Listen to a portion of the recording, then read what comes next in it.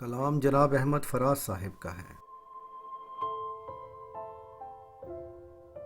तुझे है मशके सितम का मलाल वैसे ही, हमारी जां थी जां पर वबाल वैसे ही। चला था जिक्र जमाने की बेवफाई का, सो आ गया है तुम्हारा ख्याल वैसे ही।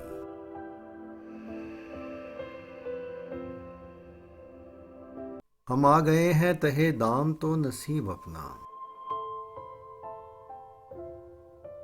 वगरना उसने तो फेंका था जाल वैसे ही।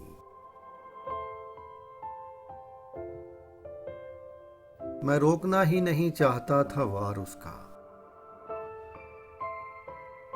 गिरी नहीं मेरे हाथों से ढाल वैसे ही।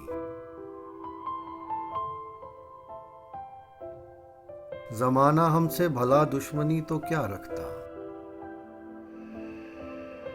सो कर गया है हमें पायमाल वैसे ही।